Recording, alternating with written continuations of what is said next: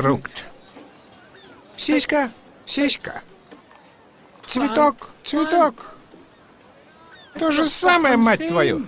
И действительно, зачем платить больше, если разница не столь очевидна? Да, от пылесоса за 10 тысяч ваши гости не будут падать в обморок, как от пылесоса за 100. Он не будет отслеживать ваше местоположение, чтобы начать уборку, когда вы уедете, и не попросит подвинуться, чтобы собрать мусор у вас из-под ноги. Но, черт возьми, зато он стоит, как пакет с продуктами, а самое главное, пылесосит, а иногда еще и моет полы. В общем, этот ролик для тех, кто ценит свое время и деньги. Без лишних предисловий сразу переходим к топ-5 самых дешевых, но весьма неплохих роботов-пылесосов. На пятом месте RoboVac 35C. Типичная блондинка в мире бюджетных пылесосов. Зацените, насколько стильно этот робот выглядит. Рельефная крышка, кнопки с индикацией, изящный корпус высотой 72 мм. Он без труда заедет под диван, где постоянно прячется кот и где так много шерсти. Во всяком случае, ему будет сделать это ничуть не труднее, чем вам поставить лайк этому видео. Легкое движение руки и готово. Для сухой уборки в распоряжении робота турбощетка с лепестками и щетиной и две боковые щетки, которыми RoboVac ловко заметает соринки под днище. Робот подбирает с пола крошки и комки шерсти, а при заезде на ковер автоматически повышает силу всасывания. Но, к сожалению, это единственное позитивное, что можно сказать об интеллекте данной модели. При всех своих визуальных достоинствах RoboVac 35C беспросветно глуп. В автоматическом режиме он ездит по алгоритму до препятствия и направо, и так, пока не сядет аккумулятор. Из-за этого даже в двухкомнатной квартире робот оставляет неубранные места, а любая мебель может серьезно осложнить жизнь этому пылесосу. Особенно стол в гостиной. Для RoboVac 35C это самый страшный зверь. Ведь у него целых 4 ножки, в каждую из которых робот будет врезаться и уезжать в сторону. Так что, если в доме больше одной комнаты, обязательно положите в дверной проем магнитную ленту. EDK 600. Это полная противоположность RoboVac 35C. Он выглядит гораздо проще. Обычная белая таблетка к приложению не подключается и не дружит с голосовыми помощниками. Зато EDK 600 куда более умный робот. Он ориентируется при помощи гироскопа, убирает комнату красивыми зигзагами и даже обметает встречные объекты, например, коробки или горшки. При такой навигации необработанных участков не остается, а закрывать за роботом дверь не обязательно. Он без проблем выйдет из спальни в коридор, поработает там и вернется обратно. Турбощетки у Еди нет, поэтому волосы залетают прямо в пылесборник. Ковры такой пылесос не почистит, зато не надо возиться с обслуживанием. А если заменить пылесборник на бак с водой, EDK 600 сможет протереть полы. Силу всасывания и интенсивность смачивания можно регулировать с помощью пульта. Отличный выбор для маленьких домов с линолеумом или ламинатом. Переходим к тройке лидеров. Выше предшественника забрался могучий 360C50. Если взглянуть на характеристики этого робота и не вникать в подробности, он может по-настоящему впечатлить. Глянцевая крышка слепит глаза. Внутри гироскоп. Под днищем турбощетка. Еще и сила всасывания прямиком из премиум-класса 2600 паскалей. Уж такой пылесос точно справится с собачьим ковриком, даже песок из него вытянет.